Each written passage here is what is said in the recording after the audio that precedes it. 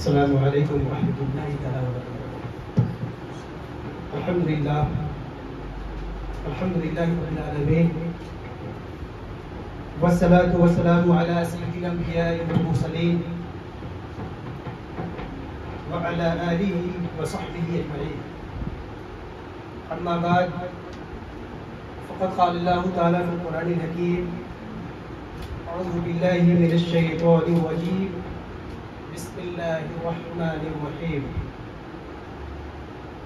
یا ایتها النفس المطمئنہ ارجعی الی ربک راضیۃ مرضیہ فادخلی فی عبادی وادخلی جنتی۔ صدق اللہ العظیم وبلغنا رسولہ النبی الامین الکریم، ونحن علی ذلک لمن الشاہدین والشاکرین، والحمد للہ رب العالمین۔ رب اشرح لي صدري ويسر لي امري واحلل عقدة من لساني يفقهوا قولي۔ حاضرین گرامی، آج ہماری اور آپ کی مشترکہ خوشی اور سعادت کی بات ہے کہ ہم اس روحانی مجلس میں جمع ہیں اور عصر حاضر کے ایک عظیم داعی صوفی مرشد گرامی شیخ ابو سعید شاہ احسان اللہ محمدی صفوی دامت برکاتہ العالیہ کی موجودگی اور روحانی سرپرستی میں تصوف اور روحانیت کے حوالے سے چند باتیں سننے اور سنانے کا شرف حاصل کرتے ہیں۔ ہمارے لیے یہ بھی بڑے شرف کی بات ہے کہ ہمارے استاذ پروفیسر اختر الواسع دامت برکاتہ آپ تشریف رکھتے ہیں، اور احمد جاوید صاحب تشریف رکھتے ہیں، چشتی صاحب ہیں، دیگر بڑے ضعیف لوگ ہیں۔ ان کی موجودگی میں ایک طالب علم کو تصوف اور روحانیت پہ بات کرنے کا موقع مل رہا ہے، یہ ہماری سعادت ہے، اور اس میں آپ کی سعادت یہ ہے کہ جہاں پہ ہم سے کوتاہیاں اور کمیاں رہ جائیں گی، اتنے بڑے لوگ یہاں موجود ہیں جو ہماری اصلاح کریں گے، آپ کی اصلاح کریں گے، اور تصوف اور روحانیت کا جو سفر ہے اس کو کس طرح تقدس اور پاکی کے ساتھ ہم آگے بڑھا سکیں، اس میں یہ تمام حضرات ہمارے اور آپ کے رہبر و رہنما ثابت ہوتے ہیں۔ ہمارا موضوع ہے دور حاضر میں روحانیت کی ضرورت، need and importance of spirituality in modern age. عصر حاضر میں تصوف کی روحانیت کی ضرورت کیا ہے اور روحانیت کیا ہے، اس پہ جانے سے پہلے ہمیں روح کیا ہے اس پہ ہمیں جانا پڑے گا کہ روح کیا ہے۔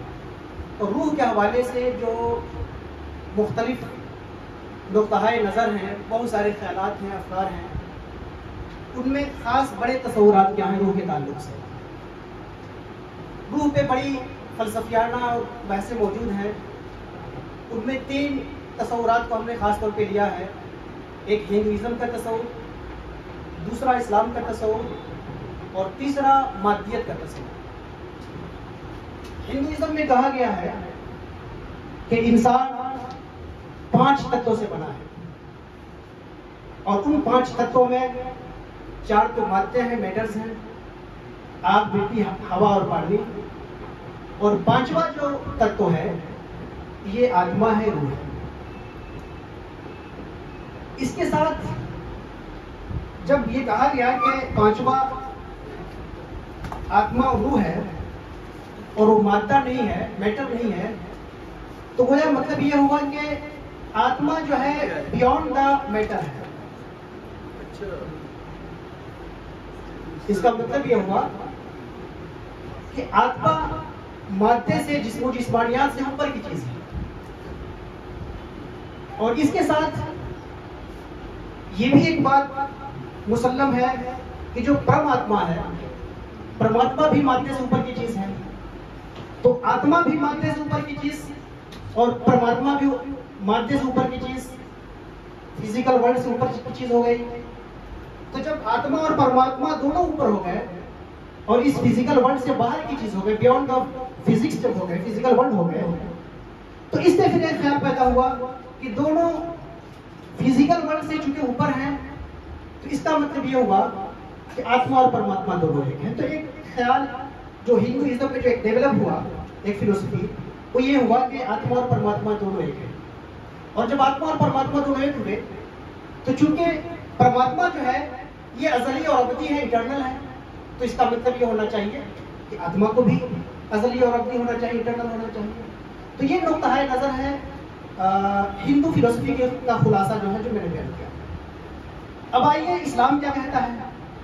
اسلام میں بھی جو بنیادی فکر ہے وہ یہی ہے کہ انسان 4 مادے 4 عناصر اور 5 عناصر سے بنا ہے, اور 5 عناصر میں 4 مادے ہیں, اور جو 5واں ہے یہ روح ہے. تو وہ جو بیس تھا, فرسٹ جو لائن تھی وہ ہندوازم اور اسلام میں سیم ہو گئی. لیکن فرق یہاں پہ ہو گیا کہ انہوں نے بیونڈ اور فزیکل ورلڈ ہونے کی وجہ سے, مادی دنیا سے اوپر کے ہونے کی وجہ سے, ماورا ہونے کی وجہ سے یہ کہا تھا کہ آتما اور پرماتما دونوں ایک ہیں.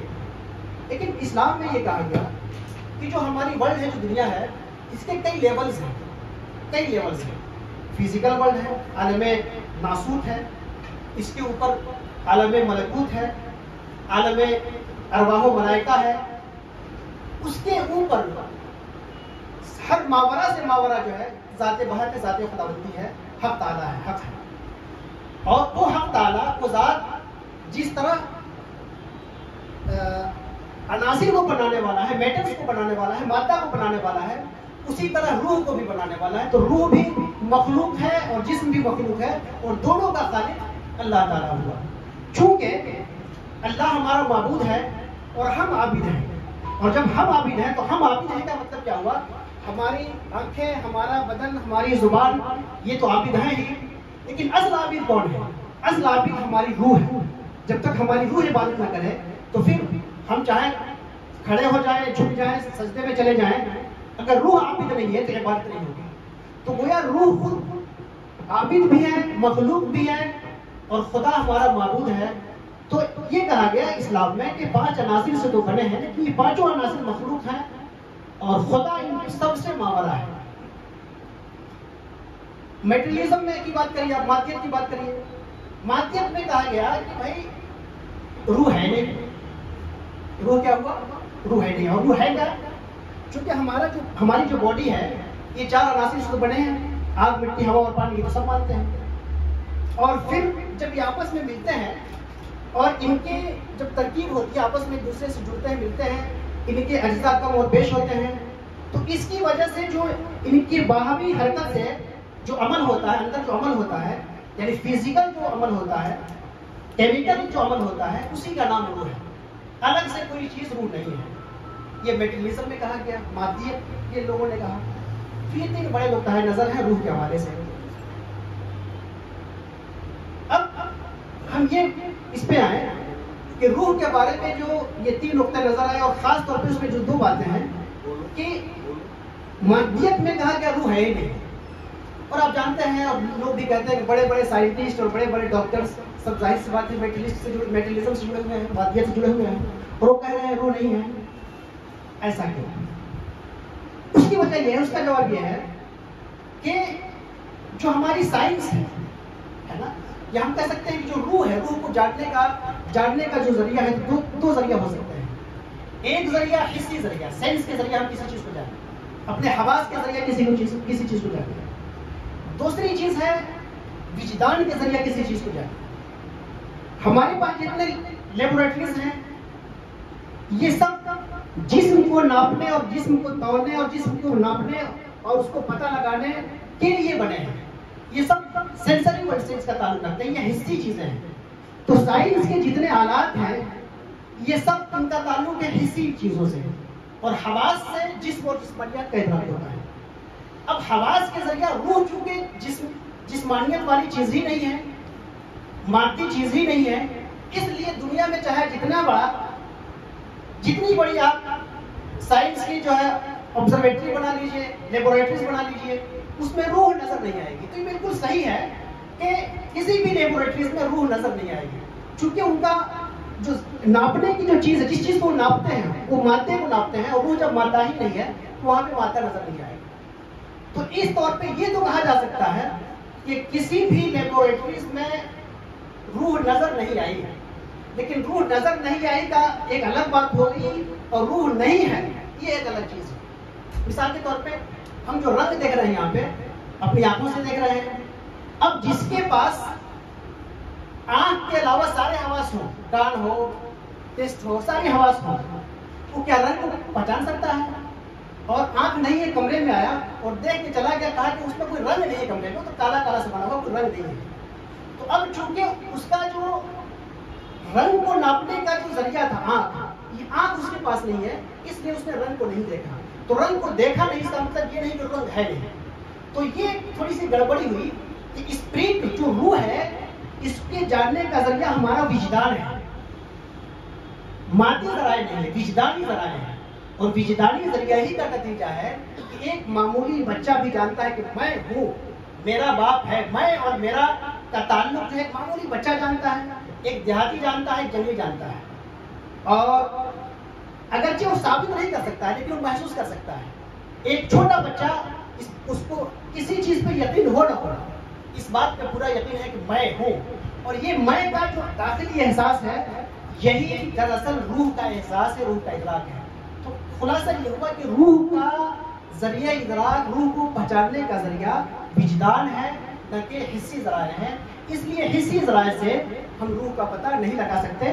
اور جن لوگوں نے کل ذریعہ علم حسی ذرائع ہی کو مان لیا ہے، وہ اگر کہیں کہ صاحب روح نہیں ہوتی ہے تو بالکل حق بجانب ہے۔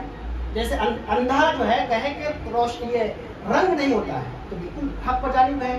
ایک بہرا کہے کہ کوئی آواز نہیں ہوتی ہے تو بالکل حق بجانب ہے، چونکہ اس کو آواز ناپنے کا جو ذریعہ اس کے پاس ہے نہیں۔ اب ہم اس پہ آتے ہیں کہ روحانیت کیا ہے، اسپرچولیٹی کیا ہے اصل میں۔ تو آج کے ڈیٹ میں کئی اس کی میننگ لوگوں نے بتایا، اپنے طور پہ لوگ اس کی تعبیر کرتے ہیں، تشریح کرتے ہیں۔ اور آپ جانتے ہیں کوئی چیز بڑی ہوتی ہے، جب بھی کوئی چیز بڑی ہوتی ہے تو اس کو بتانے کے اس کے لیے مختلف الفاظ اور تعبیرات استعمال کی جاتے ہیں۔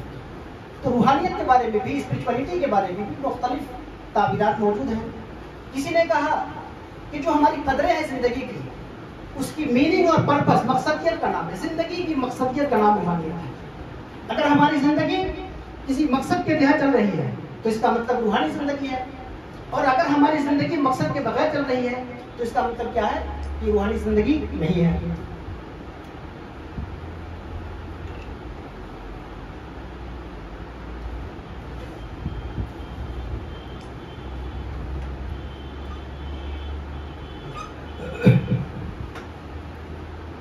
کسی نے کہا کہ آزادی کی تلاش اور ذہن کا سکون، اس کا نام ہے روحانیت۔ اگر ہمیں آزادی مل رہی ہے اور ہم ذہنی طور پہ سکون میں ہیں، اس کا مطلب ہم روحانیت میں ہیں۔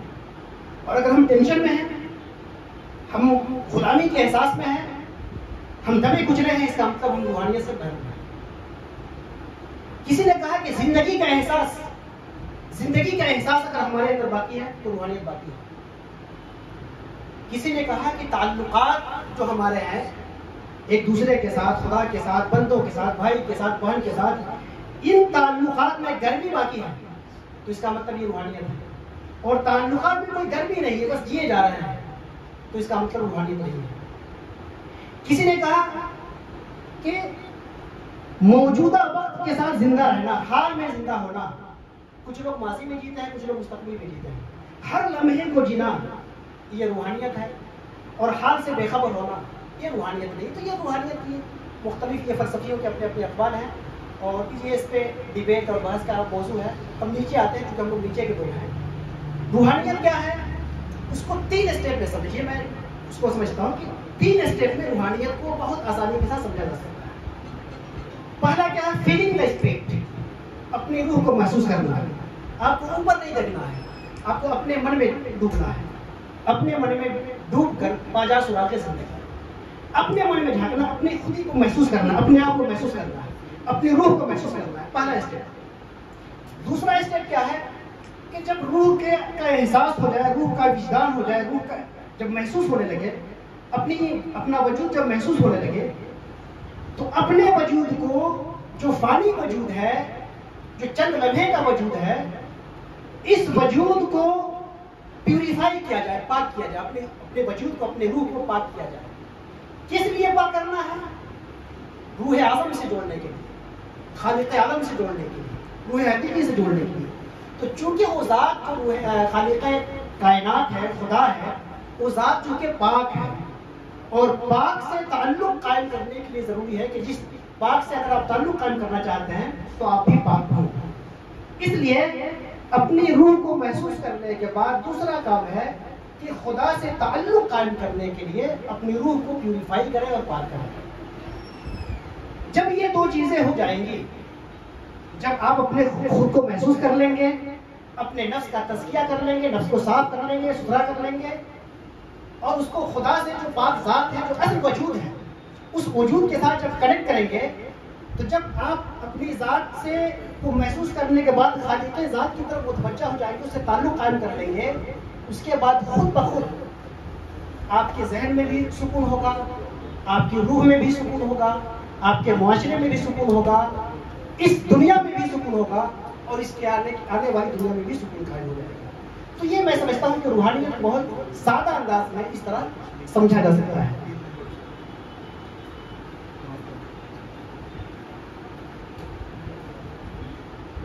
اب اس کے بعد جو ہے روحانیت کے مختلف رنگ ہیں، مختلف نوع ہیں. بھکتی مارگ ہے، بھکتی مارگ کے ذریعہ، لفظ کے ذریعہ، محبت کے ذریعہ ہم روحانیت کو حاصل کرتے ہیں. گیان اور نالج کے ذریعہ حاصل کرتے ہیں روحانیت. کرم کے ذریعہ، عمل کے ذریعہ حاصل کرتے ہیں روحانیت. اور مختلف مذاہب میں روحانیت کا تصور، بیسک تصور موجود ہے، اور ہر مذہب میں جو یہ روحانیت کے جو الگ الگ رنگ ہیں، ان رنگوں میں سے کوئی ایک رنگ غالب ہے. جیسے ہندو فلسفی میں محبت والا، بھکتی والا یہ غالب ہے. اسلامک فلسفی میں نالج والا، معرفت والا یہ راستہ غالب ہے. اور اسی طرح جو جیوش فلسفی ہے اس کے اندر کرم یا فیئر والا غالب ہے.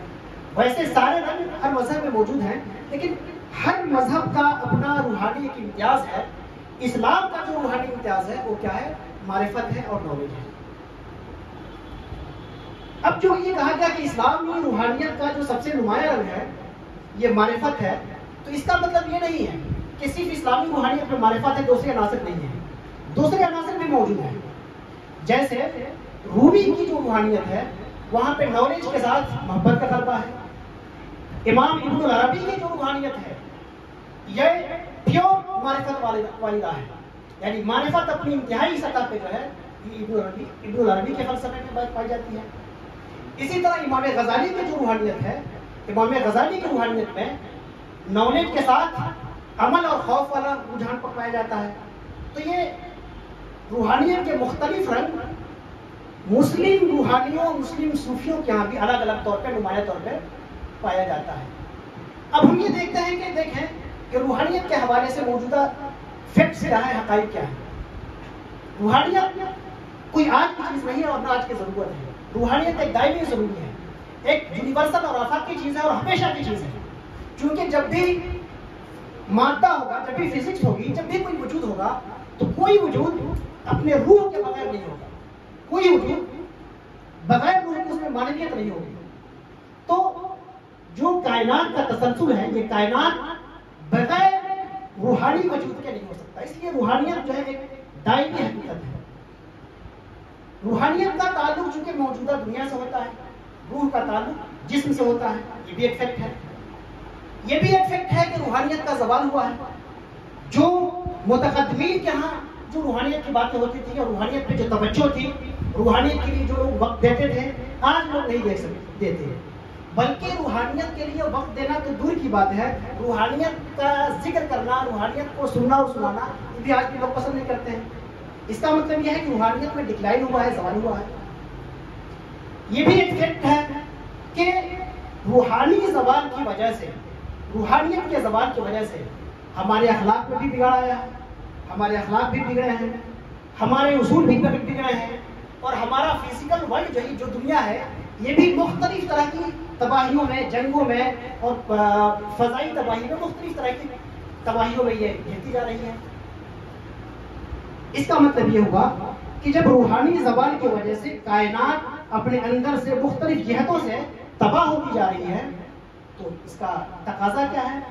اس کا تقاضا یہ ہے کہ روحانیت کو دوبارہ زندہ کیا جائے یا روحانیت کی طرف دوبارہ توجہ کی جائے, روحانیت دوبارہ قائم کی جائے, اور یہ بتایا جائے کہ سائنس اپنی تمام تر ترقی کے باوجود, سہولیت کے باوجود, اگر روحانیت ہی ختم ہو جائے گی تو سائنس کی ساری ترقیاں ایک دوسرے کو مارنے, ایک دوسرے کو لوٹنے, ایک دوسرے کو تباہ کرنے کے لیے استعمال ہوگی. سائنس ہمیں آلات اور اوزار اس طرح دے رہی ہے, یہ سائنس کا بہت بڑا کنٹریبیوشن ہے کہ ہمیں آسائش کی چیزیں دے رہی ہیں, اسباب اور آلات دے رہی ہے سائنس. لیکن اگر روح ہماری مر گئی تو ہمارا انسان مر جائے گا, اور جب انسان مر جائے گا تو ہم درندوں سے زیادہ بدتر ثابت ہوں گے, اور سائنسی ذرائع کو استعمال کریں گے اپنے فائدے کے لیے, اپنے میں صرف اپنے سیلف کے علاوہ سب کو ہم ادرس کو جو ہے تباہ کر کے ہم رکھ دیں گے, اور وہ تباہی آپ کے سامنے موجود ہے, بتانے کی ضرورت نہیں. اس لیے ہمیں اس پہلو پر سنجیدگی سے غور کرنے کی ضرورت ہے. جو لوگ اہل علم ہیں, جو مذہبی ہیں, یا جو سنجیدہ لوگ ہیں, جو بھی سنجیدہ بشر ہے, جو سنجیدہ روح ہے, اس کو اس پہ توجہ دینے کی ضرورت ہے روحانیت کے حوالے سے. روحانیت کا زوال ہو رہا ہے, روحانیت کم ہوئی ہے, اس کی طرف قرآن پاک میں واضح اشارہ موجود ہے. والسابقون السابقون اولئک المقربون, خدا کی راہ میں بڑھنے والے, تیزی سے بڑھنے والے, یہ خدا کے مقرب بندے ہوتے ہیں. ثلۃ من الاولین, یہ پہلے زمانہ میں ان کی بڑی جماعت تھی, بڑی تعداد تھی. وقلیل من الاخرین, آخری کے زمانے میں ان کی تعداد کم ہو جائے گی. تو آخری زمانے میں روحانیت کے طالبین کم ہو جائیں گے, یہ قرآن نے ہمیں بتا دیا ہے 1400 سال پہلے. یہ روحانیت کمزور کیوں ہوئی ہے, کائنات میں روحانیت پیچھے کیوں آئی ہے, دبی کیوں ہے, اس کا ڈکلائن کیوں ہوا ہے؟ اس کی وجہ مختلف اسباب ہیں روحانیت کے زوال کے. ان اسباب میں سے چند اسباب ہم نے آپ کے سامنے رکھے ہیں. دولت بڑھ گئی ہے, دنیا میں دولت بڑھ گئی ہے, محبت گھٹ گئی ہے, دنیا کے اندر اخلاص, ہمارے معاشرے میں اخلاص گھٹ گیا ہے, منافقت بڑھ گئی ہے. ہم اپنے جسموں کو سجانے اور سنوارنے پہ توجہ ہم نے بڑھا دی ہے, اور اپنے باطن کو سنوارنے اور سجانے کی طرف سے ہماری توجہ ہٹ گئی ہے. ہم یونیورسلٹی سے بھاگ رہے ہیں, آفاقیت سے بھاگ رہے ہیں, اور شخصیت پہ آ گئے ہیں. یعنی ہماری پوری کوشش اپنے فائدے کے لیے ہو رہی ہے. کل لوگ جو ہے, ہمارے باپ, ہمارے دادا 2-3 پیڑھیوں پر چلیے تو آپ کو فرق محسوس ہوا کہ ایک شخص جیتا تھا اپنے پورے گھر کے لیے جیتا تھا, ایک شخص جیتا تھا اپنے پورے محلے سوسائٹی کے لیے جیتا تھا, ایک شخص اپنے پورے شہر کے لیے جیتا تھا. آج کسی کے لیے سے مطلب نہیں, رشتے گھٹتے گھٹتے تعلقات, دنیا کو چھوڑا, شہر کو چھوڑا, محلے کو چھوڑا, گھر کو چھوڑا, میاں بیوی پہ آ گیا. اور اب میاں بیوی بھی ایک دوسرے کو چھوڑ رہے ہیں. بیوی کہہ رہی بھائی تو اپنا دے, میاں کہہ رہا ہے کہ ہم اپنا دیں. یہ شخصیت جو ہے بالکل بڑھتی جا رہی ہے, اور آفاقیت یہ گھٹتی جا رہی ہے. اور ایک چیز اور جو آئی ہے کہ ہماری دنیا میں سائنس کا عروج ہے, اور سائنس کے عروج ہونے کی وجہ سے, چونکہ عروج کیوں ہو رہا ہے, حسی ذرائع, ہماری حسی قوتیں, ادراک کی حسی قوتیں بڑھتی جا رہی ہیں, اور وجدانی قوتیں گھٹتی جا رہی ہیں. ایسی گھٹتی جا رہی ہیں کہ اگر ایک صوفی, ایک سنت نے کوئی غلط کام کر دیا تو اس کو بیس بنا کے سارے صوفیوں سنتوں کا مذاق بڑھانا ہمارا فیشن ہو جاتا ہے. اور ایک ایجوکیٹڈ آدمی اگر غلط کام کرتا ہے تو اس کی وجہ سے ایجوکیشن کو کوئی گالی نہیں دیتا ہے. ایک وکیل اگر غلط کام کرتا ہے تو وکلا کو کوئی گالی نہیں دیتا ہے. ایک منسٹر غلط کام کرتا ہے تو کوئی یہ نہیں کہتا کہ حکومت کو ختم کر دیا جائے. بھائی ایک وزیر اگر غلط کر رہا ہے تو اس کا مطلب یہ نہیں کہ وزارت کو ختم کر دیا جائے. تو اگر ایک صوفی نے غلط کر دیا تو تصوف کیوں ختم کر دیا جائے, ایک روحانی نے اگر غلط کر دیا تو اس کی وجہ سے ختم کر دیا جائے. تو یہ مختلف اسباب ہیں روحانیت کے زوال کے.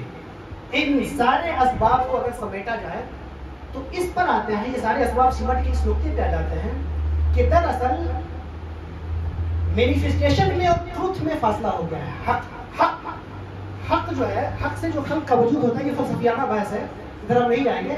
لیکن اتنا اس فلسفیانہ بحث کو حق میں اور خلق میں جو فاصلہ ہے, اس فاصلے کا یہاں جو آسان جو اس کی تفسیر کر سکتے ہیں وہ یہ ہے کہ نبی کریم صلی اللہ تعالی علیہ وسلم تازہ پھل کو پسند فرماتے تھے, تازہ پھل کو پسند فرماتے تھے, اور یہ کہتے تھے کہ اپنے خدا سے زیادہ قریب ہے. اس کا مطلب یہ ہے کہ جو چیز اتنی قریب ہوتی ہے وہ اپنے اصل سے دور ہوتی جاتی ہے. یہ کائنات بڑھتی جاتی ہے. اور سائنسی میں بھی آپ دیکھیے کہ ایٹم سے سب جدائیاں جو ہے بڑھتی جا رہی ہیں, بگ بینگ سے جو سب چیزیں بڑھتی جا رہی ہیں, تو اپنے اصل سے فاصلے بڑھتے جا رہے ہیں. جب فاصلے بڑھیں گے تو شخصیت بڑھے گی اور تعلقات گھٹیں گے. تو یہ ساری چیزیں ہیں جن کو ہم روحانیت کے ڈکلائن کے حوالے سے ہم جان سکتے ہیں.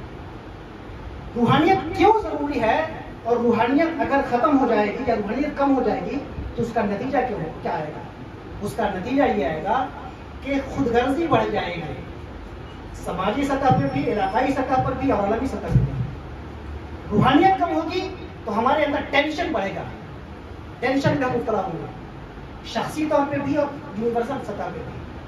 روحانیت گھٹی ہے تو تشدد بڑھا ہے, گھر کے اندر بھی تشدد بڑھا ہے اور مختلف قوموں اور مذہبوں کے بیچ بھی تشدد بڑھا ہے. اس کی وجہ روحانیت کا کم ہونا.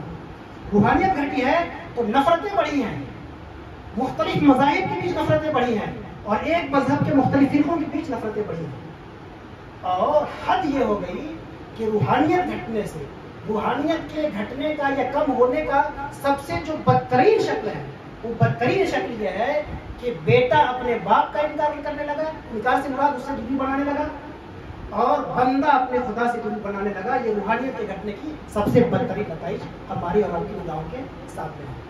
اس لیے اگر ہم چاہتے ہیں کہ آفاقیت بڑھے اور لوگوں کے رشتے, یہ پوری انسانیت ایک کنبہ بنے, تو اس کا مطلب ہے کہ ہمیں روحانیت کو پروموٹ کرنا پڑا.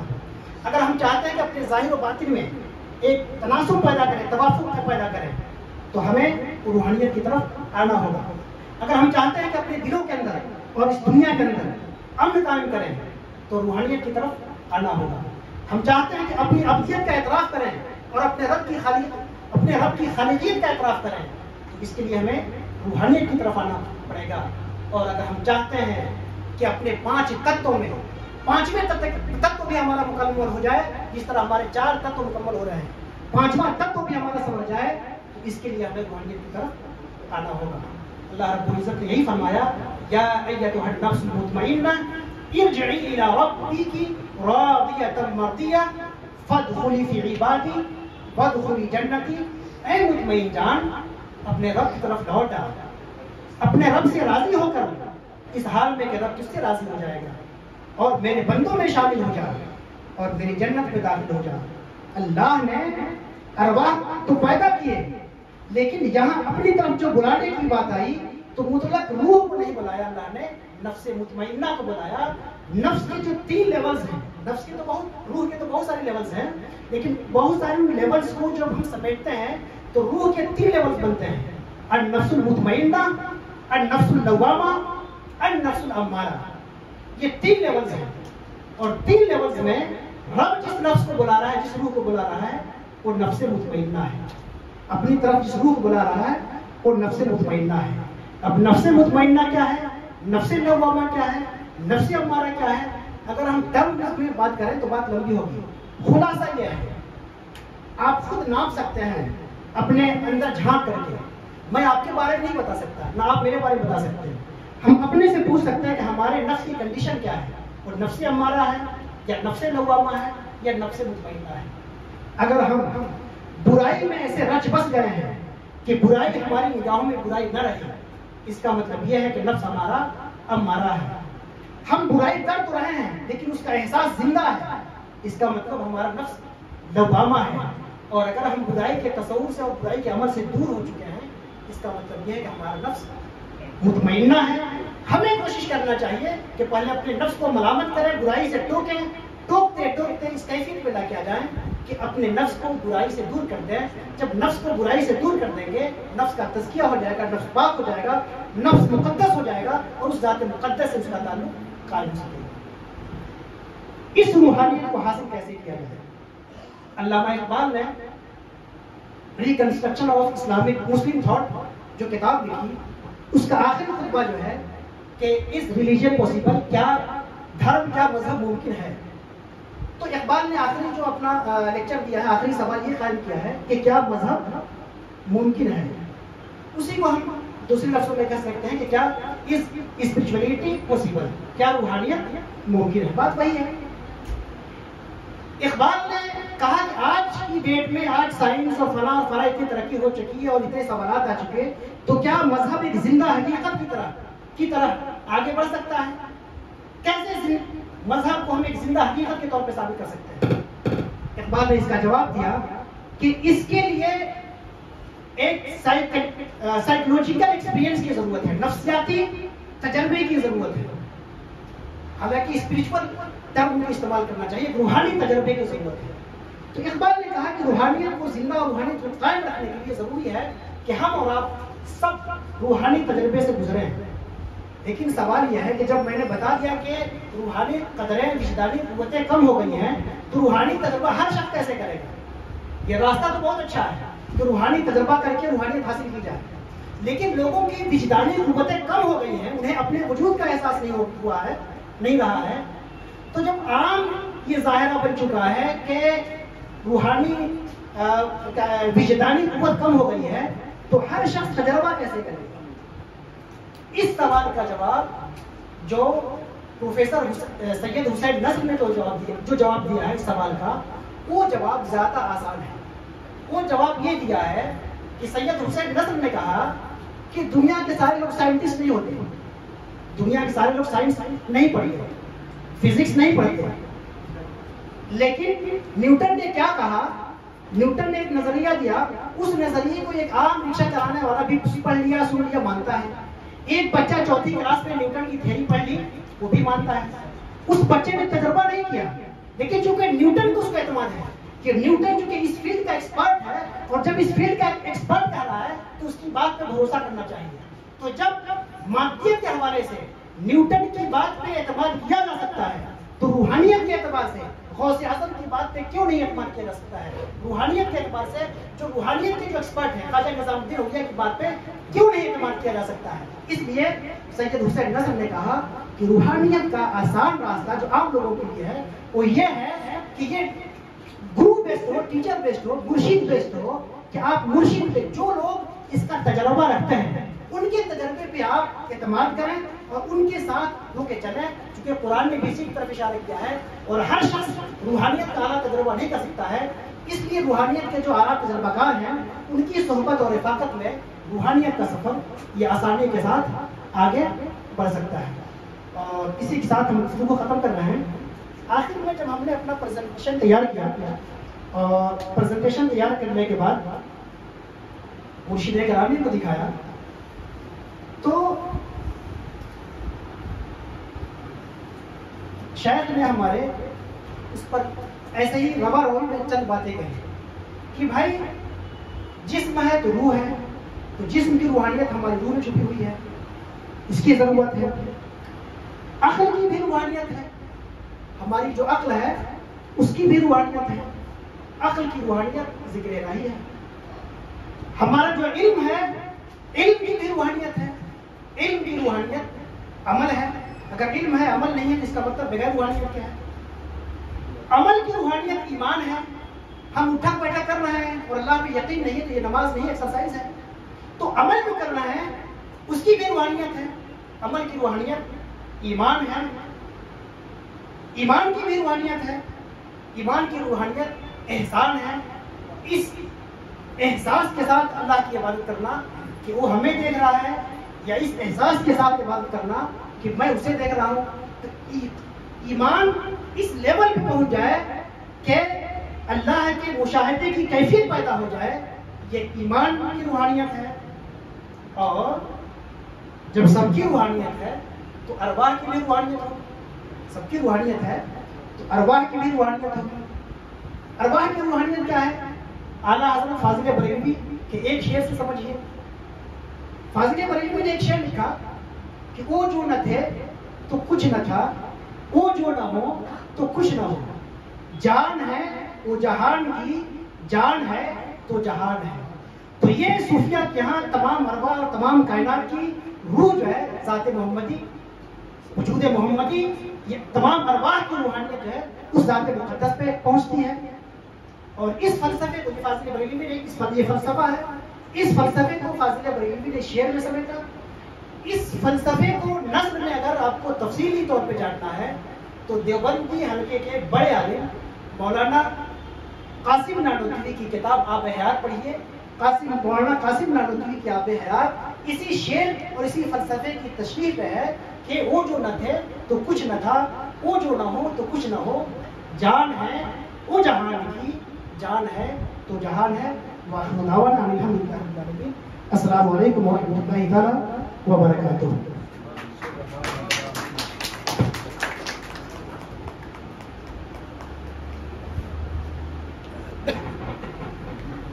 بہت بہت شکریہ ڈاکٹر ذیشان احمد مصباحی صاحب۔ آپ نے بجا فرمایا کہ اپنا تو کام ہے کہ جلاتے چلو چراغ، راستے میں چاہے دوست یا دشمن کا گھر ملے۔ تو صوفیہ کی زندگی اسی بات کی عبارت ہے کہ ان کی خانقاہوں میں ان کے در پر کوئی بھی آئے تو اس کا دکھ بھی سنتے ہیں اور اس کا پیٹ بھی بھرتے ہیں، اور ہر ممکن اس کی مدد کرنے کا پریاس بھی کرتے ہیں۔ ہمارے ساتھ اس بیچ میں قمر آغا صاحب جڑے ہیں، ہم آپ کا دل سے استقبال کرتے ہیں۔ قمر صاحب کی یہ خواہش تھی کہ میں الہ آباد میں رہتا ہوں اور پوری دنیا مجھے جانتی ہے، لیکن افسوس اس بات کا ہے کہ میں الہ آباد کو نہیں جانتا ہوں اور سید سراما کو نہیں جانتا ہوں کہ وہاں پر اتنے بڑے صوفی بزرگ موجود ہیں جو ہم لوگوں کی تربیت کرتے ہیں، لوگوں کی روحانیت کی تربیت کرتے ہیں، لوگوں کو یکیشور واد کی طرف بلاتے ہیں، اس خالق اور اس مالک سے جوڑنے کا پریاس کرتے ہیں جو اس سنسار کا رچیتا ہے، اس کی طرف بلاتے ہیں اور یہ کہتے ہیں کہ آؤ اور اس مالک کو پہچانو جس نے اس برہمانڈ کو رچا ہے۔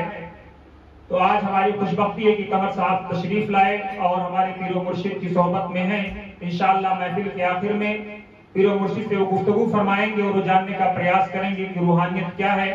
اور مجھے یقین ہے کہ علامہ ذیشان احمد مصباحی صاحب کی اس تقریر کے بعد بہت ساری چیزیں ظاہر ہو گئی ہوں گی اور واضح ہو گئی ہوں گی، جیسا کہ میں نے شروع میں کہا تھا کہ ہر بیماری کا علاج موجود ہے، لیکن روح اگر بیمار ہو جائے تو اس کا اکیلا علاج ہے کہ آپ ایسے شیخ کی، ایسے مرشد کی، ایسے ہادی اللہ کی صحبت میں جائیں جس کو دیکھ کر کے اللہ کی یاد آئے، جس کو دیکھ کر کے اپنے گناہوں کا، اپنی کمیوں کا، اپنی کوتاہیوں کا اعتراف ہو، تو یقیناً آپ کی روح انشاءاللہ ان غذاؤں سے معمور ہوگی جس کے بارے میں قرآن مقدس نے فرمایا کہ انما المؤمنون الذين اذا ذكر الله وجلت قلوبهم واذا تليت عليهم آیاته زادتهم ایمانا وعلى ربهم يتوکلون، کہ وہ لوگ جن کے سامنے ایکیشور واد کی جب باتیں ہوتی ہیں، لوگوں کو ایکیشور واد کی طرف بلایا جاتا ہے، اس برہمانڈ کے رچیتا کی باتیں ان سے کی جاتی ہیں، تو ان کے دلوں میں ایک ہلچل ہوتی ہے، ایک حیران سی کیفیت ہوتی ہے اور وہ اپنے آپ کو پہچاننے کا پریاس کرتے ہیں کہ آخر کیا کارن ہے کہ کس نے اس برہمانڈ کو رچا ہے، کیوں رچا ہے۔ اور جب ہم آپس میں ایک دوسرے کو محبت، ایک دوسرے کو پیار دیں گے تو یہی روحانیت ہے اور یہی روح کا فلسفہ ہے کہ ہم انسانوں کو انسانوں سے جوڑنے کا پریاس کریں، دھرم کے آدھار پر نہیں، جاتی کے آدھار پر نہیں، مذہب کے آدھار پر نہیں، بلکہ صرف ایکیشور واد کے آدھار پر کہ آؤ چلیں اس مالک کو پہچانے جس نے ہم کو اور آپ کو بنایا ہے۔ اب میں مزید تفصیل میں نہ جاتے ہوئے اپنے دوست بڑے بھائی علامہ عارف اقبال مصباحی صاحب سے گزارش کروں گا کہ آپ آئیں، 10 منٹ تک اس موضوع پر خطاب فرمائیں جو موجودہ روحانیت کی اہمیت کیا ہے، ضرورت کیا ہے۔ علامہ عارف اقبال مصباحی صاحب آپ تشریف لائیں۔